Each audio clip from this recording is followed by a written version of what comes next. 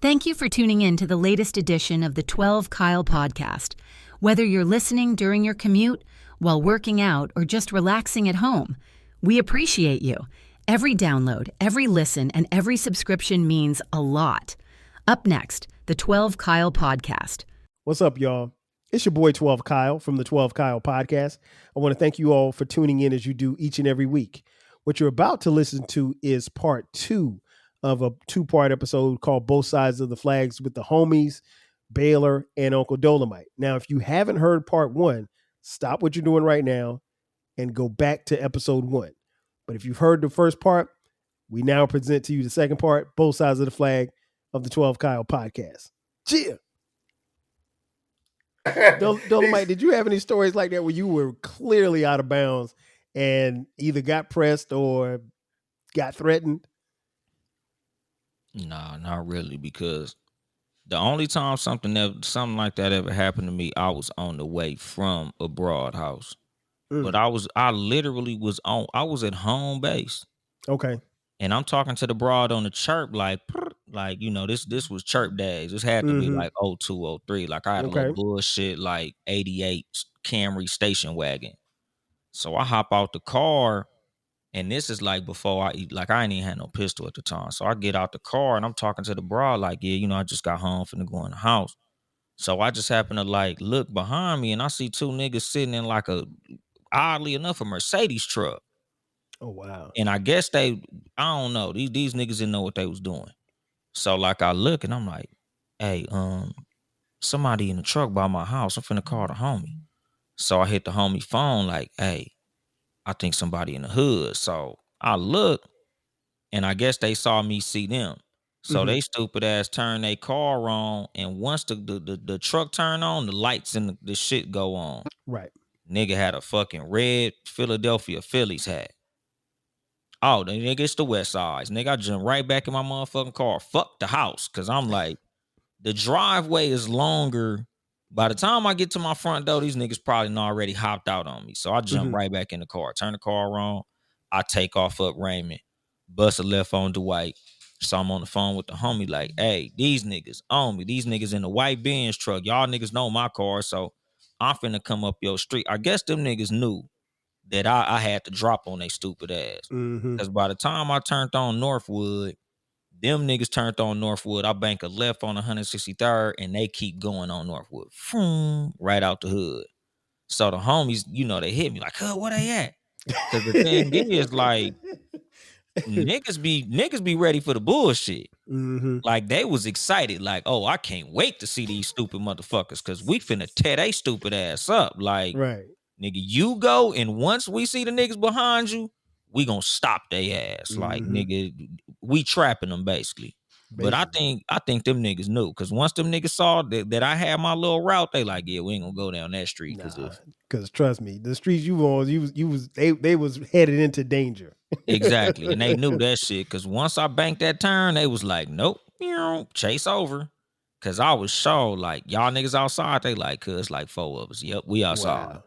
So let me ask you this. I like one of the accounts is, I'm going to go back to something you said a little earlier about social media. One of the accounts I follow on Instagram is called Certified Walks, where cats, it's just people dancing, sea walking or whatever. Like I thought I started following it because everybody that was on there was getting down, and I was like, man, that's a cool account to follow.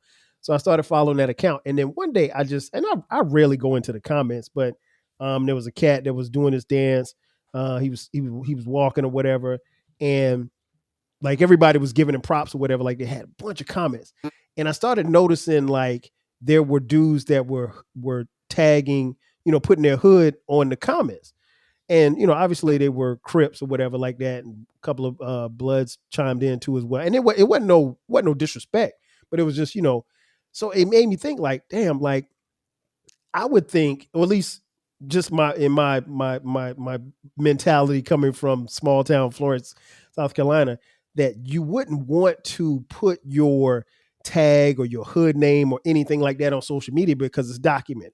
So now, obviously, with hip hop and there's always been, how can I say, there's always been a love affair, if you will, or hate affair for your city when it came to hip hop was concerned, even going back to, Eazy-E and NWA those days. But when you look at social media, being able to put your hood on social media and then having that, or going back, or even going back and forth with ops on social media. Do you think, and I'll start with you first, Dolomite, do you think gang banging has been glorified or more amplified, or glorified I don't want to say negatively, like giving a false sense of what really is, like, they make it, or maybe there are people who are on social media that they're trying to make it sound and seem a lot cooler than what it really is. Yeah. Because like I said, I think Baylor was like doing something with his phone or whatever. But like I said, the reason I didn't like the documentary too is because it was a gangbanging commercial. The reason I'm not a big fan of YG is because his music is a gangbanging commercial. Okay. Like certain artists, and like, I don't know Baylor's understanding of YG and who he is as a person, but that nigga was a jerker.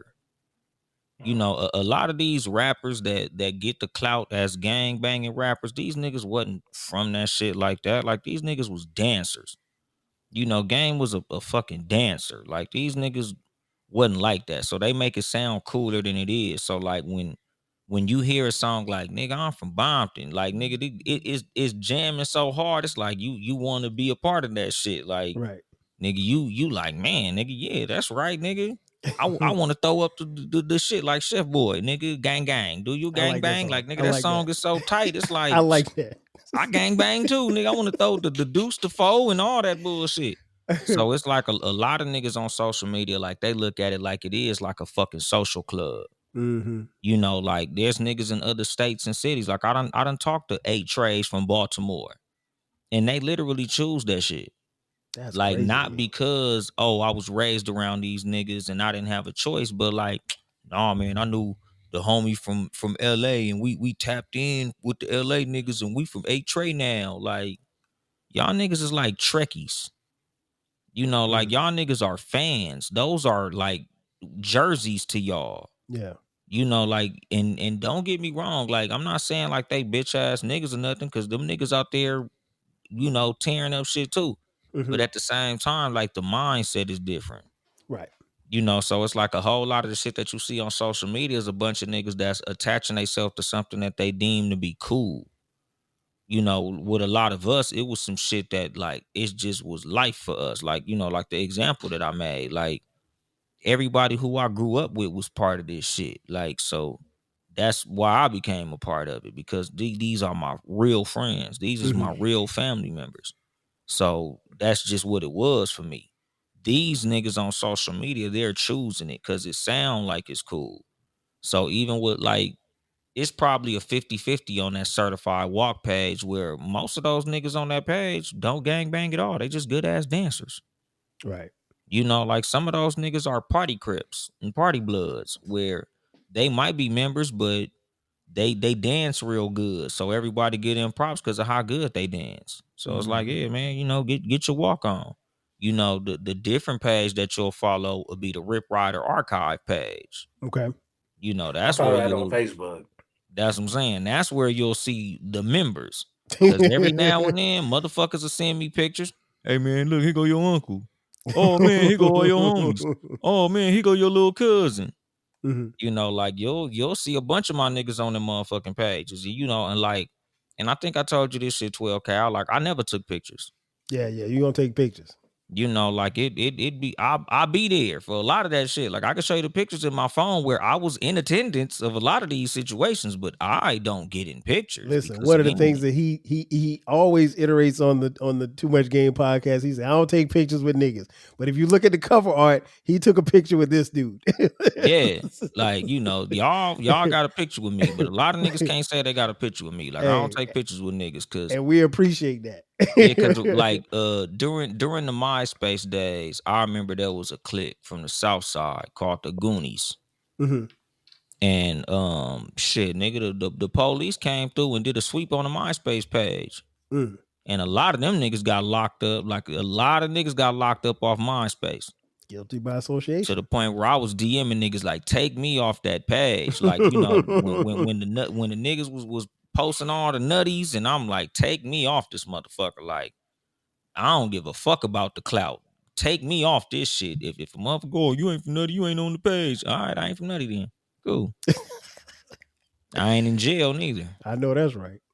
One person I wanted to talk about before we get off here. Obviously, I don't think you can mention, hip hop in L.A. without mentioning Nipsey Hussle, the late great Nipsey Hussle, who at the time of this recording, we're coming up on his 40th birthday. Well, what would be his 40th birthday? I'm actually going to do a album review for Victory Lap, and I've been holding off for doing it for a while, but I'm a huge fan, and I love it. I love listening to so much of his music because a lot of his music is new to me. It's not new to y'all because like y'all remember those mixtapes when they came out. I came around on some of those mixtapes much later, and so I'm always happy to hear. I can't call it new music, but it's new music for me. But in listening to Nipsey and even preparing for this particular episode, I went back on both of your episodes to hear your podcast, the podcast that you did subsequently after Nipsey was taken away from us. And man, I ain't gonna lie, Baylor, your podcast almost had me because the first 45 seconds, I don't know if you remember this, but like you weren't even talking. All you heard was just sniffing. And I said, wow, this dude, but I felt it, you know what I'm saying? Because like of what he meant to you and what he meant to the city. And, one of the things Dolomite said on his podcast was one of the first things he said was the motherfucking marathon continues. And it made me think about where we are now as far as not just Nipsey's memory, but what Black Sam and the whole team at Marathon and what they've done to continue his name and his legacy. When I was in LA for my birthday back in December, me and Baylor, we went to Marathon, had a couple Marathon burgers, slamming burger. So in talking or even thinking about Nipsey, I honestly, in listening to his music, I get a better understanding of what he was and what he went through, and where the similarities. And I think I told Dolomite this on the phone, but I see there's a quite a few similarities between the two of you, in a sense of if you listen to his early music, it is gang influence, but he's not speaking on like this is some shit you should do, and he never said anything to like put himself in a box or say, well, I did this or I did this to this op or anything like that. It was never that. But probably after the Marathon mixtape, you saw the transition from, okay, I'm repping 60. I mean, he always repped 60s, but his music started more to reflect probably where he was in life as far as like building businesses, buying back the block, and what he wanted to do futuristically for himself and his team and his family and ultimately his community. And I think you can hear that resonate in the music. But Nipsey, it was refreshing to hear both of you having raw emotions about his loss and what it meant. Dolomite did. I think that episode might have been because it was you and Ben Ready.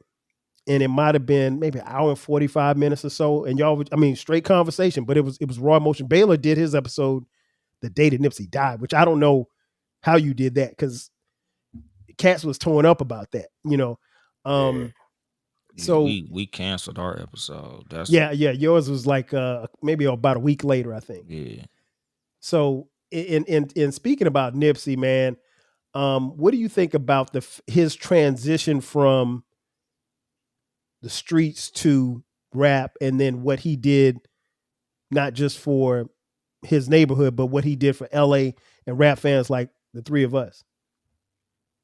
You can go. You first, Baylor. Like you grow up in this city. We both can relate. I'm pretty sure Dolomite can relate because um shit, they had the same type of lifestyle.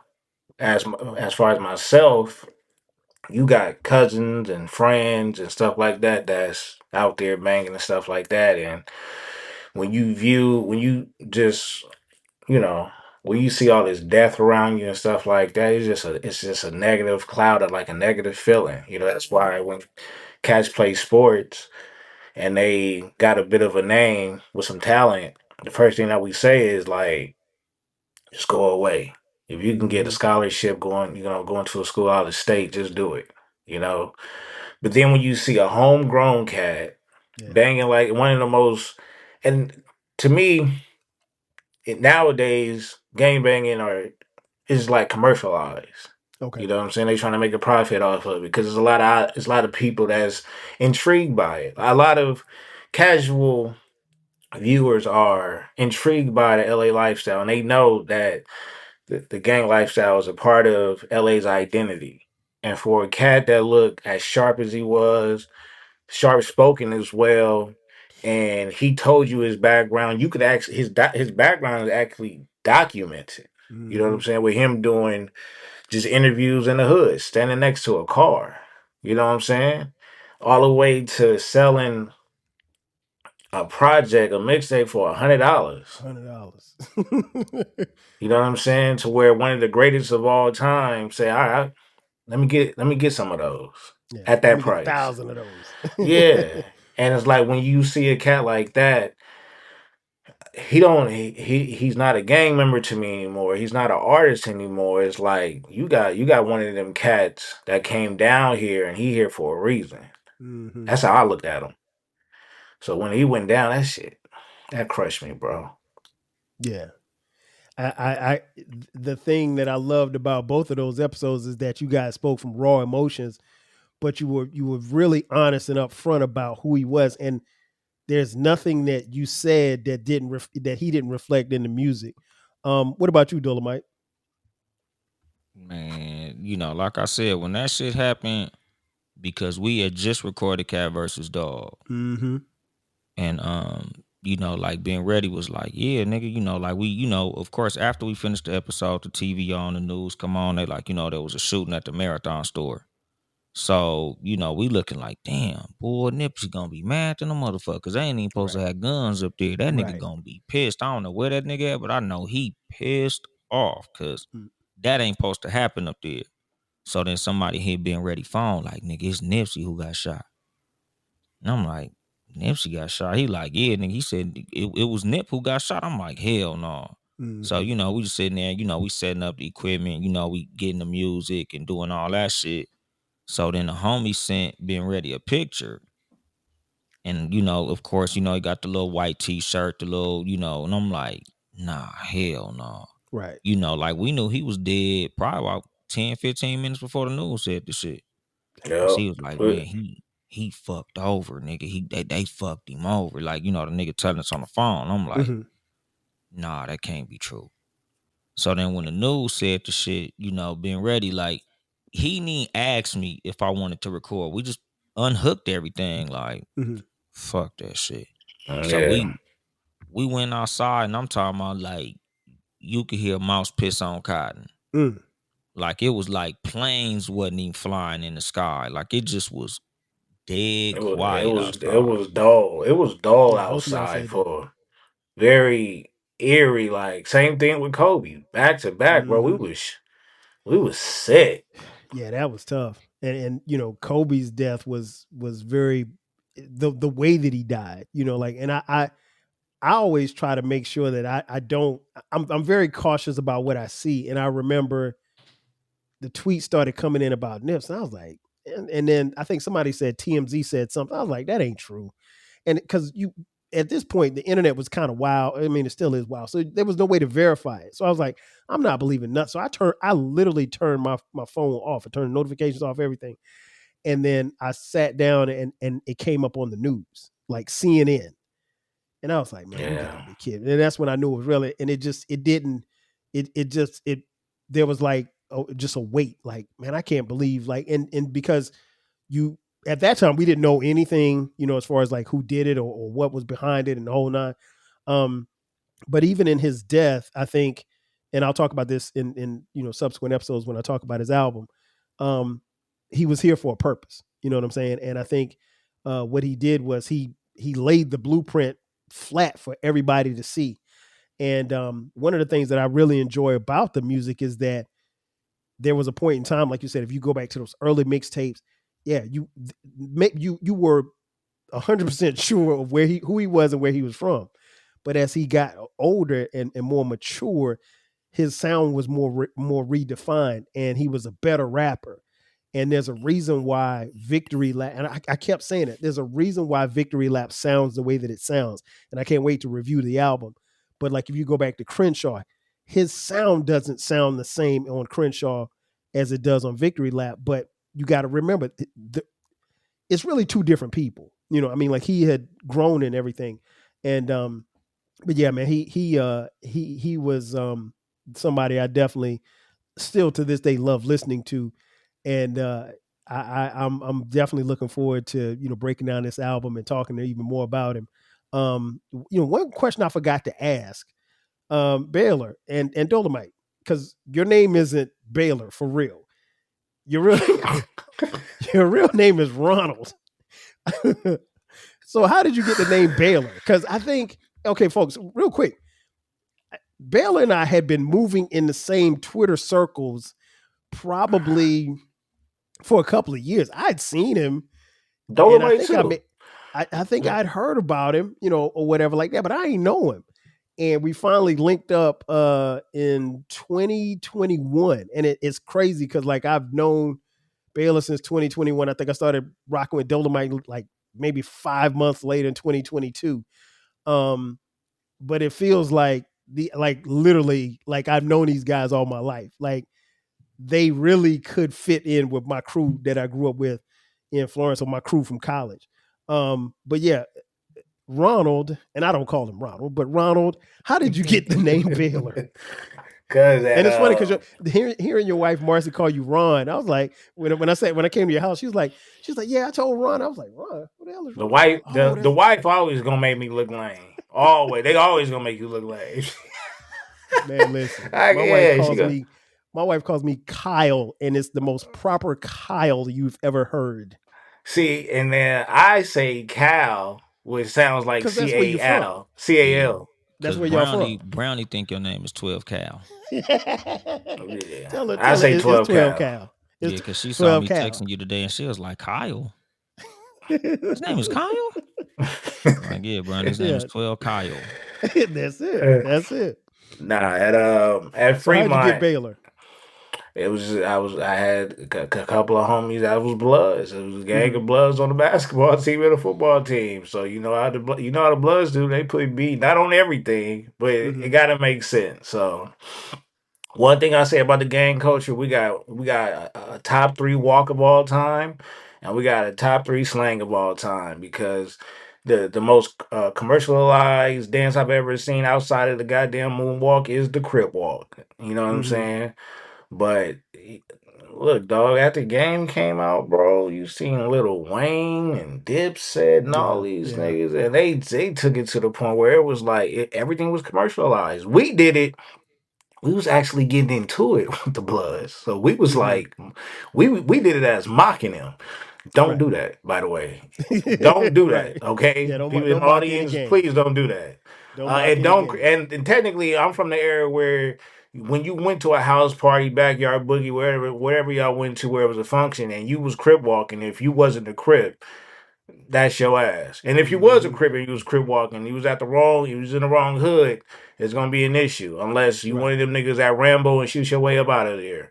But no, you're not supposed to do neither. You're not supposed to be Crip walking if you're not a Crip, and you're not supposed to be going around saying big and back, being boo if you're not a Blood. But we had egos. We was basketball players and football players that didn't like to be fucked with, but we had relationships with both sides. You know what I'm saying? Like Dolomite said, he probably had 100% pure Crips. Lock High was like 97%. They had a couple of Denver lanes that went to their school. They were just undercover. You know what I'm saying? Fremont, 98. Well, I would say 75% Bloods. The essays ran everything, and you for sure had a couple of Crips that went there. I know because the niggas was on the basketball team with me. Okay. But either they dad was like an OG, and they was like, leave they son alone, or the nigga just never told you, never found out until I got to college. Okay. But it was niggas that had to go to certain schools because they was inside that district, or they got kicked out of other schools.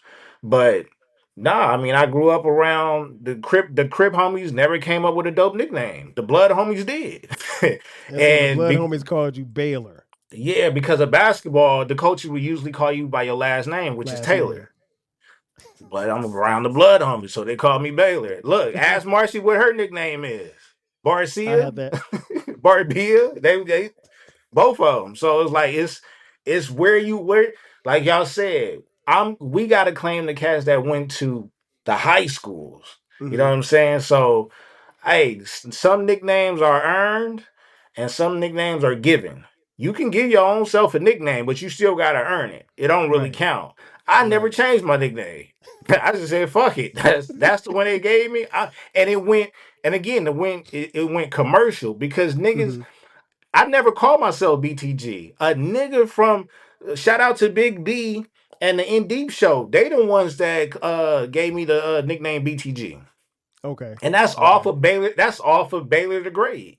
You know what I'm saying? Wow. So there's not a nigga in this podcast game that don't know me as other than Baylor. That's it. Nobody knows you as Ron or Ronald or No, Taylor or unless anything. they go on my Facebook and they see my government or I said it Right. in one of their shows. No, it's Baylor. And all them niggas that's from them other hoods outside of California, they assume I'm a blood. And I let they stupid ass think what they want or whatever. But I do clear it up because it seemed like them niggas do the extra. You know what I'm saying? They Right. want to Right. show out in front of LA niggas, especially if they think they from a gang. Look, stupid. I'm not from neither side. I can't help you, bro. Leave me alone. You know what I mean? But I gotta clear that up because it'll be one of them stupid niggas that be like Baylor from, and they'll make up some shit. Some niggas had actually called me like, "Yeah, I know you. I know your name is Baylor or whatever." So like, niggas is saying you from this hood. I'm like, how do you even? First of all, you're not even from California, bro. Like, what you in politics that I'm not even a part of. Right. Man, You know what mind I'm your saying? business. But Mind but your that's how business. it goes. I'm a true LA nigga. Like I can kick it. I went wherever I wanted to go. Mostly that was where the girls went. I had to be aware. You know what I'm saying? But I never gave myself a nickname. I mean, the nickname that I did give myself was just between me and the homies. But the shit that they know worldwide, they just know me as Mhm. Baylor, and I just kept it that way. BTG. What about you? BTG. Because your And real name and, isn't. look how look how strong the gang culture is. Never gang bang in my life. Got into it with majority Bloods. My nickname came from Bloods, and that's where my daughter name came from. Bailey. Wow. Bailey Wow. from So Baylor. now your real name isn't Dolomite.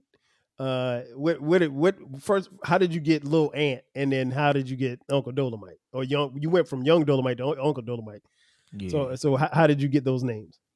So my real name is Anthony. I'm named Mhm. after my dad. Okay. So my dad was big, of course he Anthony, so he big Ant. I Big became Ant, Lil Ant. Lil Ant. So as far as like that's just the name everybody called me growing up because I was my dad's son. Everybody knew my dad. He was the hood mechanic. He fixed low riders. He could fix anything. So everybody know my dad. Everybody know my family. Like, my Mhm. uncle was Big Mike. Everybody know my uncle. My little cousin is Lil Mike. Lil Mike. I heard you talk about Lil Mike.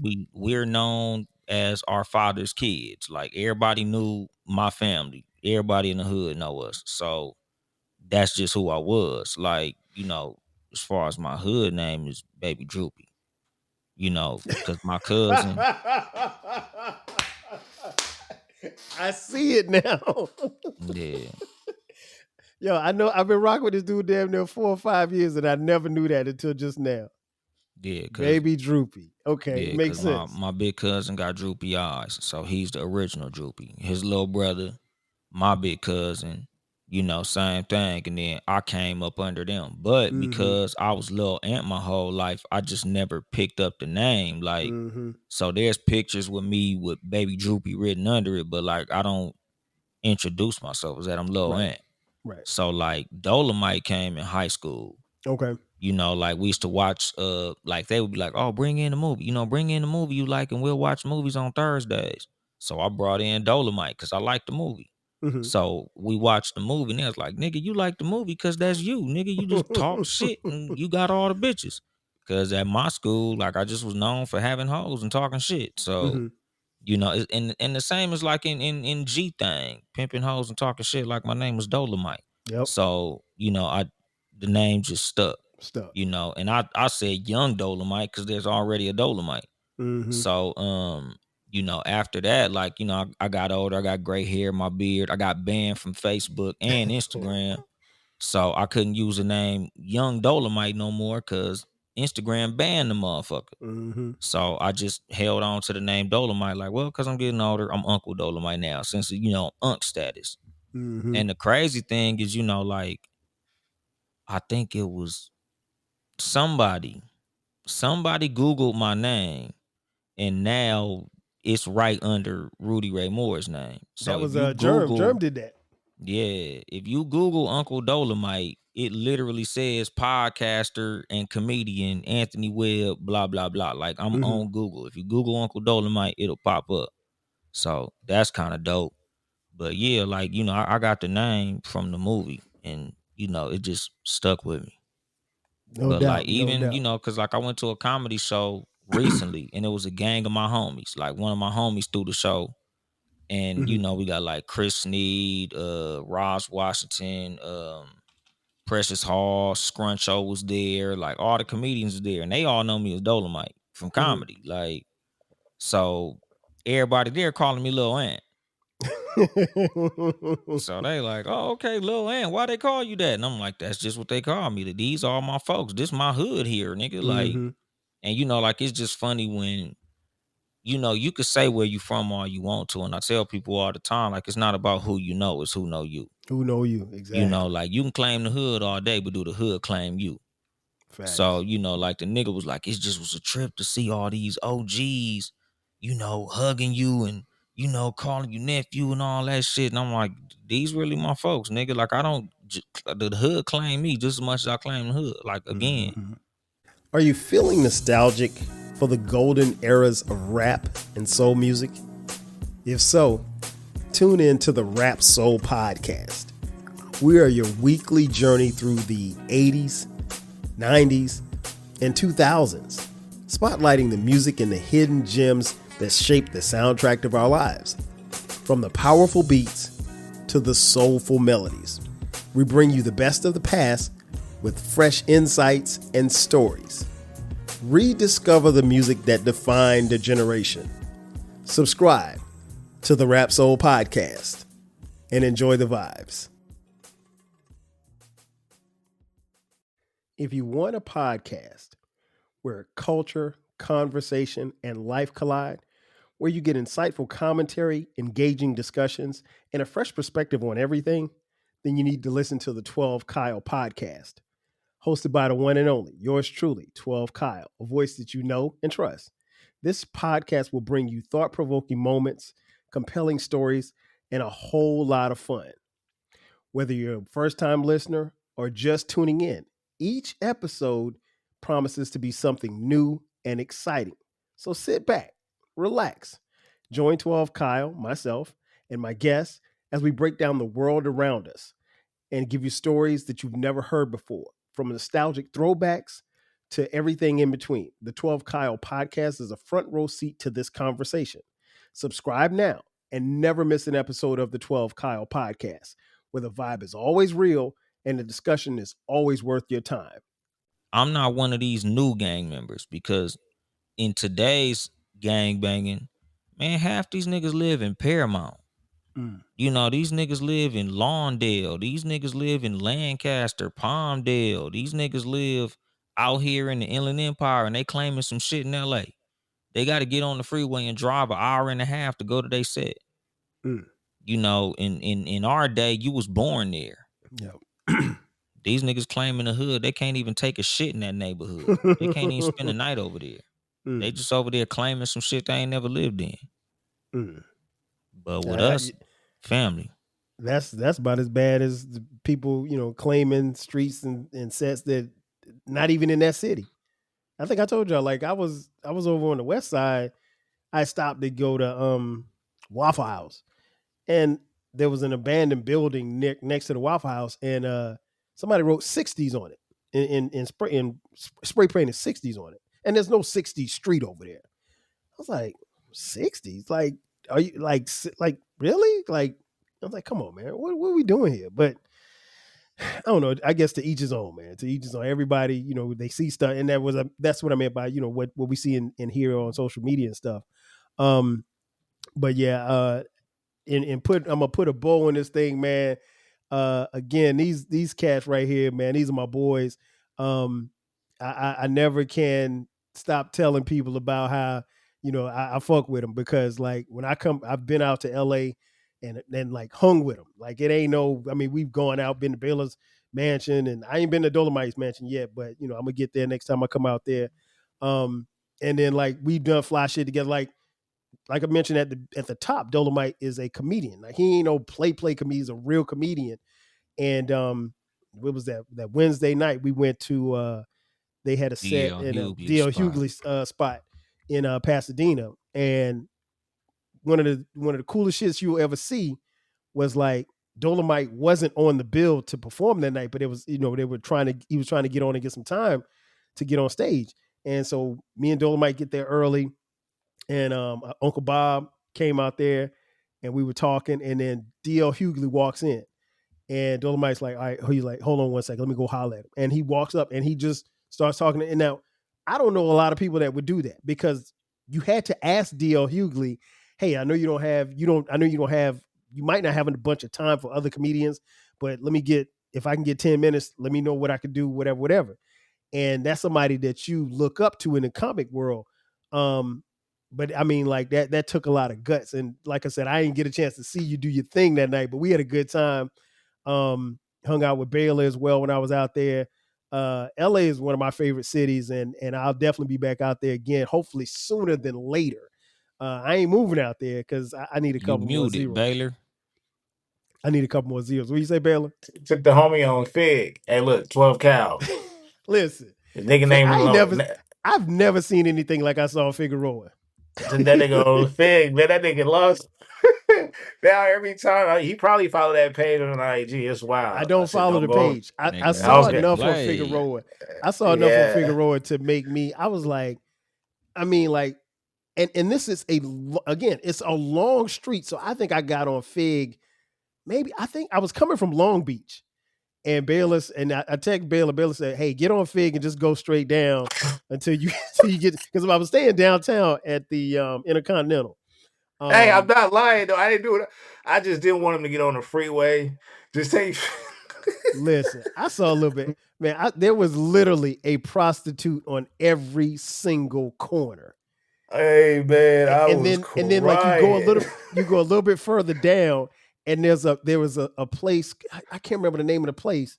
I took a picture of it, and they had like prostitute uniforms. It was like a prostitute uniform store. I'd never seen anything like that in my life.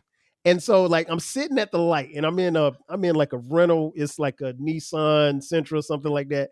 And I'm trying not to look like a tourist.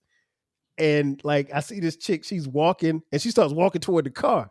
And I look over and I just kind of shake my head, and she's still walking toward the car. And luckily the light turned green. I was like, let me just peel on off. But yeah, out of there. Hey, 12 Cal, nigga name from Lamont from East Coast, nigga. 7th grade, nigga told me to pull up my pants. What you think I did? Pull my pants right up. It was 19 niggas on that staircase, looking like Wu-Tang Clan, nigga. Nah, you just. I pulled my pants right up. Say, you absolutely right, sir. Figueroa is something different. And like I said, I was in a car, so I can only imagine what that street looks like on foot at night. At night, it's wild. Go to Sunset. But it's a beautiful city, man. I always try to stay. I'm always gonna stay downtown when I come to the city, because I love. But it was great getaway for my birthday. I won't be there this year for my birthday because my wife is graduating from. She's getting a doctorate, so my LA trip got to be next summer. So for sure. So, but it's the plan is there. The plan is there. But yeah, man, these are my boys. Like I said, this was actually an episode for those of you listening. This is episode that the two of you were supposed to do together. Yeah. And for whatever reason, Tommy just couldn't pull it off or whatever like that. So I'm glad that we got a chance to, because we talk every day in the group chat and stuff. And like I said, one day I'm gonna get my money up and. No, tell me the truth. The reason is I stay next to a private airport, right? Dolomite don't want to park there because he don't like how much they charging for the diesel fuel. That's what it was about. The nigga never wanted to fly his private jet over here. man, That's why. There's Last time he said he got held up at the gate, and I was like, all right, well, Jen, just fly in.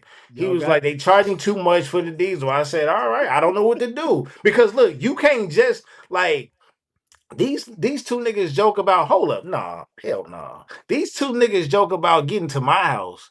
Nigga, when I got within 5 mile radius of this nigga house, no internet service. Everything dropped, nigga. The nigga basically texted me, he said, if you don't know how to get here, you don't belong here. You can't just pop up over there. You want to talk about a gated community. Talk about a gated city, nigga. I live in the sticks. There are no That's sticks all in that California, is. I'm man. in the country. I'm in the And- country and part that's of the- California. That's the thing about living out there too. Y'all, and I guess you guys, it probably comes second nature, but it's beautiful out there. Like you look up, you can literally go outside and you see mountains in the distance.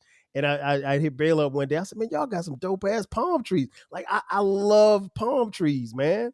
I sent love that nigga palm like trees. I sent that nigga like 3 different type of palm trees. Because we can't get palm trees here. The weather's not conducive to it here. Most of them probably fake now. They be planting a lot of palm trees now. Yeah, palm trees are not native to California. But I guess you guys grew them when they were like, even if you look at a place like Compton, which if you understand Compton's history was whiter than white in the 40s and 50s. Those And palm Kevin trees, Costner is from Compton. that's a fact. That's a fact. Yeah, Those Kevin palm Bush- trees and Kevin Bush those was out here.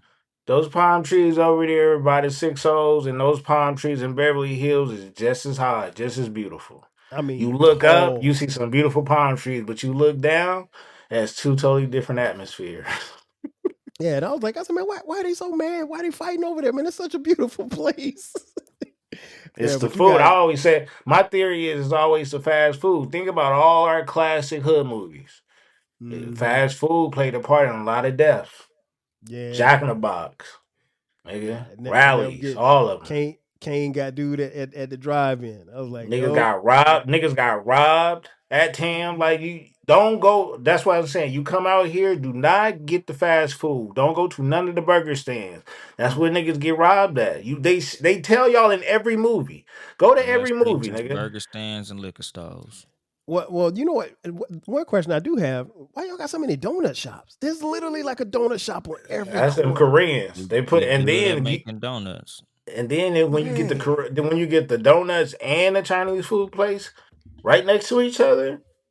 Bruh, I gotta go Sodium. 5 miles in Atlanta to find it, and then there's a Krispy Kreme over here, and then there's a Dunkin' Donuts like way over there. Like, you go to LA, you literally when you get especially if you fly into LAX, you will literally see a donut shop on every single corner on your way out, to wherever you're going.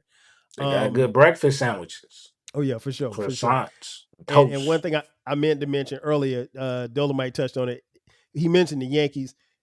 That's his set. That's what they wear. They wear Yankees. It's not because he's a Yankees fan. So just in case y'all didn't understand, and Yeah, I don't know that's shit another about thing baseball. too. That's another thing too. If you do come to LA, and these gentlemen will tell you, don't wear no teams. baseball teams. Don't wear a No. hat. Just wear a Sonic hat or a Super Mario or something like that. Don't wear no hats. Period. don't wear no hats. It ain't Don't even wear a worth hat. it. Wear a dad wear- or wear. Look, if you want to be safe, wear a Laker hat. There you go. You fit right in. No, Fit you right don't. in. Not if it's purple. Is there a You purple can- game? as long as you got the logo, bro, they not gonna The bother grape you. streets. Oh, I forgot about them. Okay. Yeah. So while it's not as wild as the 80s where you literally could die over the colors that you had on, don't wear no Houston Astros hats. Don't wear no No God baseball damn. team. Just Yeah, don't wear no baseball. baseball Yeah, team. no baseball No team. baseball Yeah. team. Because the Yeah. Angels will get you fucked up. Like just the any team will get you fucked up. That's crazy The getting beat up Texas because of the Rangers will Angels. get you fucked up. Just At the bare name a minimum, team, they'll get you fucked up. at the bare minimum, you're gonna get questioned. The Yeah, Seattle the Mariners. Braves to get you fucked up. The The Don't Seattle wear that Mariners hat get you Marlins beat get you either. fucked up. Don't wear that hat They'll either. all get you fucked up. The Blue Don't- Jays, the Rockies, they'll all get you fucked up. The And Orioles don't get say, you "Oh, fucked up, I'm a fan of King Griffey Jr." They don't care. and they'll Right. fuck you up. They Don't don't do care. it. Yeah, They please don't wear no Seattle Mariners. They don't Don't care. A wear lot of no baseball essays. team. A lot of essays and neutral cats. Like, just pay attention to Ice Cube. What did that nigga wear mostly? Raider gear. Raiders. Not just because he was a Raiders fan. It was the black and white and silver is the most neutral colors you can wear. And But you they might go also to could Long be Beach and affiliate. still get your ass beat. And they all Pittsburgh Steelers over there. So you Yeah, over there when you see a gang of Palomalu jerseys and shit like that and Steeler hat, and it ain't too many football hats that we identify with gang, but we know if you wear a San Francisco hat, but them baseball hats, basketball hat, you any good. baseball team to get you fucked up. Yeah, just Yeah, wear your South Carolina I don't State know. gear. I don't know how it got that way, but and I don't even be seeing a lot of baseball hats. I mean basketball hats like that. Because the letters all represent something. Mm-hmm. Even like the Cleveland Indians, the Inglewood families wear Cleveland Indians. So even if you got that little screaming hoo-ha nigga, they'll still fuck you up. And Yeah. So don't wear no baseball team. Don't wear the Philadelphia Phillies either. No, that's all Pyro hoods. All my teams are neutral safe. I got UCLA, Raiders, and the Lakers. We good. The only one that they gonna really question you about is this goddamn Los Angeles Dodgers. When you get damn near, this is 50-50. 50-50, nigga. The Dodger fan base is just as big or even bigger than the Lakers. But again, this is also identified with a lot of Crip gangs. Yeah, don't wear the Raiders in Long Beach. Because the Insanes wear the Raiders. So and I see a lot, but I see a lot of F-13s. They wear the Raider jerseys. Philip Buchanan, they'll wear his jersey inside out. It's the coding is crazy, bro. Yeah, it's crazy. You could also wear some South Carolina State gear. I think you'll be okay like that. Ain't that shit red? I'm not wearing that either. Blue. I'm not wearing that either, brother. Okay, even if I don't know if it's attached to any team, it got letters. I'm not messing with it. Listen, exactly. I got some Jordans, and they got blue shoestrings in them. I think I hit Dylan. I was like, "Hey, are these cool?" And he was like, "Nah, just wear the black Jordans." Yeah. My sophomore year, we caught the bus to Lock, nigga. Coaches said, "Stay together, walk out this bus. Don't pay attention, dog." I had red shoestrings and they came with the shoes. And look, Lock is predominantly Crips. That's where my mom and my daddy went, right? My daddy is a Lock legend. Lock basketball legend. You hear me? That's the understatement. Them niggas don't care. Ronald Taylor Jr. got off that bus. Them niggas, I don't want to say the disrespectful term for the gang that they thought I was from, but I'm like, bro, where's the security at? They're extra close. You ever see game day when they walking down the aisle, the teams and stuff like that, but it's their fan base? Now picture that, but it's you as the away team, and that's the home crowd. Dog, have you ever played in Dorsey's gym? That airport? I mean that hangar? They don't have no sidelines. So when you take the ball out of the bounds, you right next to man. Niggas can grab you. They're right there. In a typical gym, they're maybe about 5 feet away from the bleachers. That's the same as Compton High gym. In Dorsey, they only have a 3-seat level bleacher, and the out of bounds line is a foot away. You know what's amazing, and I can't remember if I told y'all this or not, but when I was out there, one of my teammates, my man Carnell Big C, shout out to Big C, he took me in his old neighborhood, and because he goes out there every week and just hangs out on the block with some just old OGs, right? And he's it's like 77th and Western. He lives in South Central now, but it's like that area is where his old neighborhood is, like 77th and Western. And he introduced me to this OG, and he was like, and we were talking or whatever like that, and then it was time for him to go. And he was like, man, I don't feel like going over there on Vernon. He's like, man, I just, you know, my blood just boil anytime I go on Vernon. He's like, man, because them niggas always be looking at me funny and such and such. And so I'm being the dummy. I'm like, what's wrong with Vernon? He was like, nah, cuz I can't go over there. I don't go over there. I just gotta go over there and pick up my baby mama. And I was like, oh, wow. And this guy's like, he's Yeah, legit that's some 65 years. areas.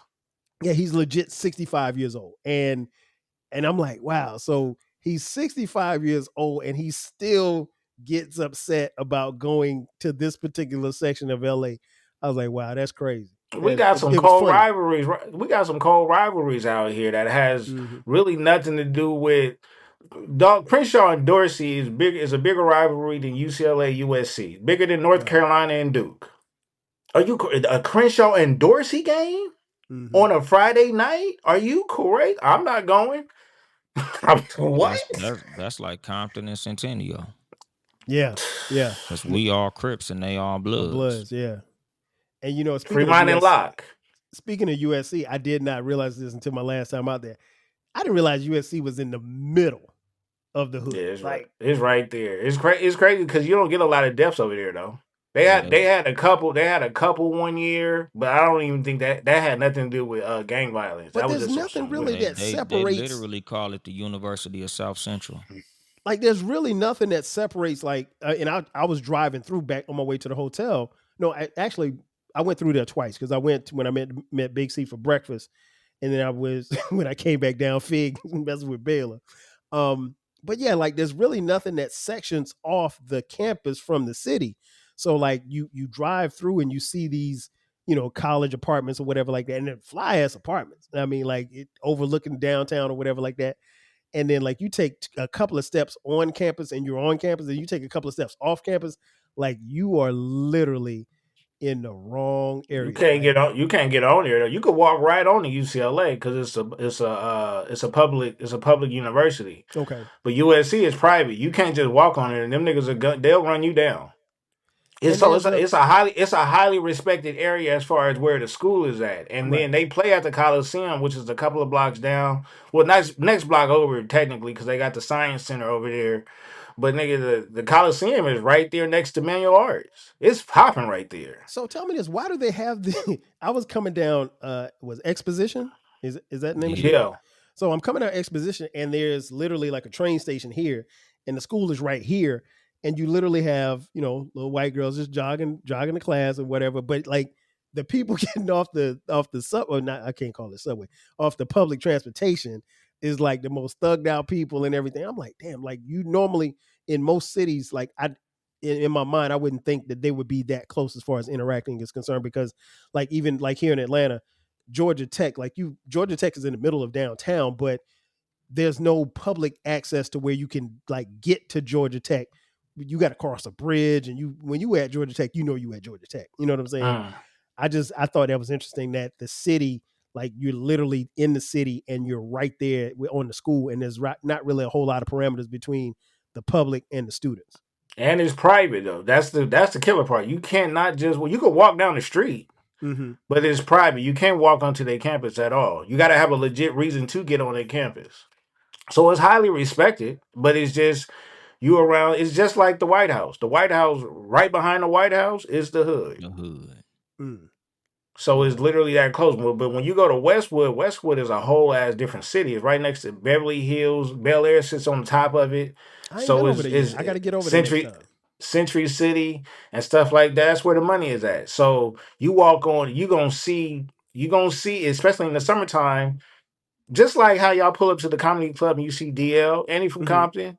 You're gonna see a lot of the hood comedians, celebrities, and stuff like that in places like that. You go to Westwood, you're gonna see Westbrook and Baron Davis and them walking down the street if it's in the off season and they hoop, because everybody go hoop at UCLA. Okay. But it's a whole totally different type of vibe though. They not playing them police over there, they not playing no games. So you gotta respect like cities like Westwood and Torrance and shit like that, Santa Monica, that government is different. You know what I'm saying? It's a lot of money that flow through there because it's a tourist area as well. So you're not about to go over there. Ain't no gentrification the opposite way when it comes to those cities. No. They'll lock your ass up just for being I know there. that's right. I know that. If you over there, you got some money or you friends with somebody. I mean, I basically stayed in Bel Air and Beverly Hills because of the field that I'm in, but it does not feel like home at all. It feels very strange. Fair. We still have those police get behind you, you tighten up. Mm-hmm. That ain't gonna Okay, never change. one last question before we get out of here. One last question, and I'll throw this Dolomite you first. Did you ever get the? And I asked Sharice this because as you guys know, maybe you don't know, my wife is from Compton. Have you ever dealt with, I guess I don't want to say guilt, but like a feeling of, because here's the thing, and I told you guys this on several occasions, y'all made it. Like there ain't a lot of people like you to come from where you came from, to gone through what you have gone through to get where you got, right? And to get where you're going, because you guys are on a path that few have seen before, and you're still on that trajectory. And we've talked about, what's next for y'all. But have you ever felt like why me? Not so much as like that you weren't worthy of what you did, because obviously you had to work to get where you got. But ain't a lot of people come from Nutty Block to be where they are, like where you are now, Dolomite. So was there ever a feeling of like, man, I can't believe I made it? Or was it just like, I was supposed to make it? Like survivor's guilt? That's exactly what I'm saying. Nah, not really. Because a lot of people did make it out of my hood. Okay. Like Mixmaster Spade, King T, Geechee Gotti. Shout out to Geechee. BG Knockout, Gangsta Drayster. We had a lot of people like come out the hood, like even like homeboys who I grew up with. Like a lot of my homies is like homeowners and shit. Like we lost a lot of homies. Like don't get it like wrong. Like it wasn't like everybody made it and shit, but at the same time, like we got a good number of niggas who did very well. So it kind of was like, and again, like I kind of damn near was spoiled to a degree because certain niggas hoods got it bad. Right. Like I remember one day I was on the train with a nigga, and once I told that nigga where I was from, like I could just tell by the look in his face, he was like, "Y'all ruined my life, nigga." Like, damn. Cause we was terrorizing shit. Like it my neighborhood is kind of like, it's just an understanding where, nigga, if you from here, you got to be with the bullshit. So like with us, a lot of people didn't come to us. We went to them. Gotcha. It's like how the United States is in the world. Like, nigga, we go fight wars. Nigga, wars don't get fought here. So that's kind of like what it was with us. So like, I never was really like afraid in my hood. Like I think I said that shit on either my last episode or the episode before that. Like I feel safer in the hood than I feel where I live now. Like I go to the hood right now, I'll leave my car running, go take a shit at my grandma's house. Ain't nobody gonna touch my fucking car. Like I don't be sitting on my grandma's porch thinking like them niggas might come through. Like I'm cool. So like even the homies who we lost, most of the homies we lost other places. Like they was, oh, cuz was at a party, cuz was at a bitch house, cuz was over here, cuz was over there. It don't be like, oh man, y'all niggas gotta watch out on Gunlock. No, we don't. Gotcha. If you come on Gunlock, you gotta watch out. So like, I never really felt it. Like it, you sad to lose your friends, but at the same time, again, like we knew what we signed up for. So as fucked up as it is, like it's an understanding. Like I'm way more sad when I lose. Like when I lost my cousin Pookie, it was way sadder than when I lose my homies because we gang members. Right. When you lose an innocent motherfucker, that's when you really hurt. Right. Yeah. What about you, Baylor? Any survivor's guilt? Nope. No. I'm grateful. I'm grateful I made the right turns, the whole nine. I'm good. I'm blessed. I thank God that, dog, I just didn't fall into. Why is your camera upside down? I don't know. Ever since I got a call from my wife, the camera just messed up. But no, you good. No, man. At the end of the day, man, I'm actually grateful for the homies that I still got that used to bang. You know what I mean? But I think about the ones that we lost all the time.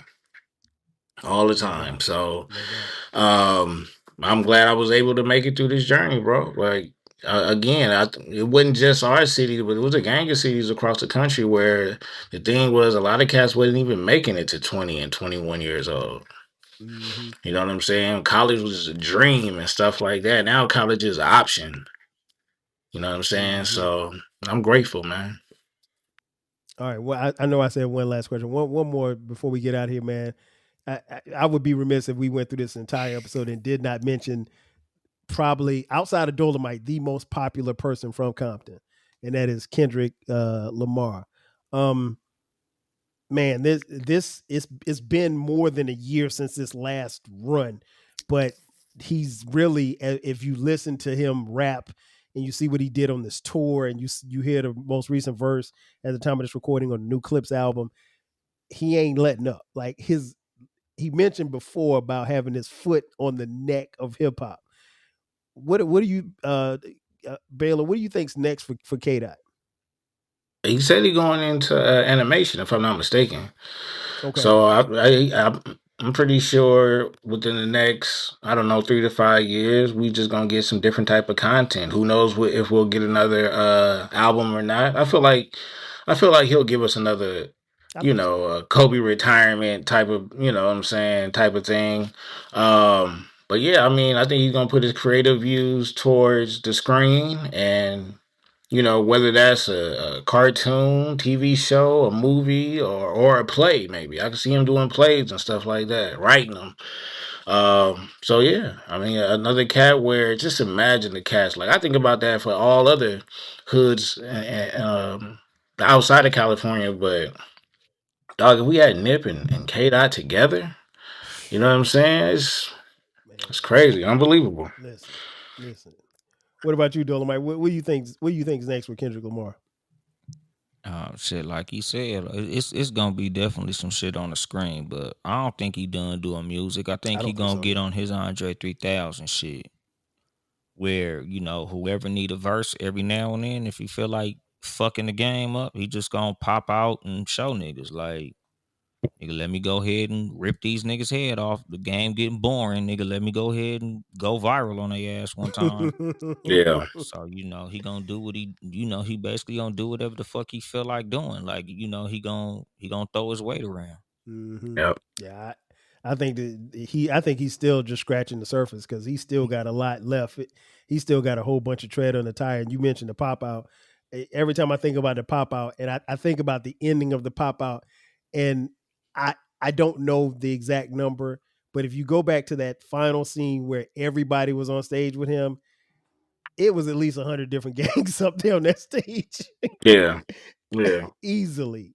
You can So go on YouTube and hear them talk about how it was kind of, with some cats it was kind of challenging to be for them to be in the same room with other cats, but that's the power he had. That's the same power Nip would have.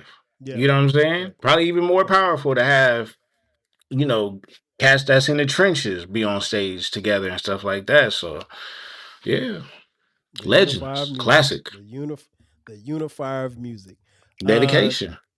That is gonna do it. You got it. That is gonna do it for us. Before we get out of here, Baylor, tell folks where they can find you, where they can find your podcasts. Somewhere on Brit RSS feed. Yes. Yeah, it's like she be putting my records out late because she could do whatever she want to do. I'm signed under her label right now, and she like TDE. Like it takes some time for an album to come out over there. So I'm just messing with her. But yeah, so follow her podcast. Britt Renee. So Renee. outside of that, with Twitter is at Baylorism, TikTok at Baylorism, at Baylor Great, on IG. That's it. Dolomite, where can folks find you and your podcast? Google Uncle Dolomite. But Too Much Game Podcast, TOO, not the number 2. Too Much Game Podcast everywhere, all streaming platforms, including YouTube. And just search Uncle Dolomite on all streaming platforms. I mean, on all social medias, and Yo Mama Boyfriend on TikTok. And for folks in the Metro LA area, you're like I mentioned earlier, you're a comic. Any shows coming up? Anything that you can plug? Nah, not at the moment. Because you just did a show, what, 2 nights ago? Yeah, the night before last. Okay. How did that go? Chaotic. It was the show was cool. It just was more shit outside of the show that was chaotic. But the show went well. Good. So, pretty soon, y'all, you better catch him while you can, because pretty soon he's gonna be everywhere. He's gonna be. Yeah, I've been outside. trying to do a collaborative merch deal with him so I can be locked in. Nigga don't know. Trying to get locked in early, trying to get that early price. You know what I mean? Exactly. Well, that's going to do it for us. You guys know where to find me, 12 Kyle across the board, 12 Kyle podcast, new episodes every Thursday and every Sunday. The Rap Soul podcast, my music podcast, is the best music podcast that you've never heard. We talk about rap and soul music from the 80s, 90s, and the 2000s. Make sure you tap in there. You can find that on YouTube as well as everywhere you get podcasts. So that's going to do it for us. So for my man Baylor the Great, for my man Uncle Dolomite, I am your boy 12 Kyle. We'll catch you guys next time. 5,000. Cheer. Thanks again for listening to this episode of the 12 Kyle podcast. If you enjoyed this episode, make sure that you hit the subscribe button and share this podcast with a friend who needs the 12 Kyle podcast in their life. Every listen, every download, and every share helps us grow. Thanks for being a part of the 12 Kyle podcast community. We appreciate your support. We will catch you next time. 5,000.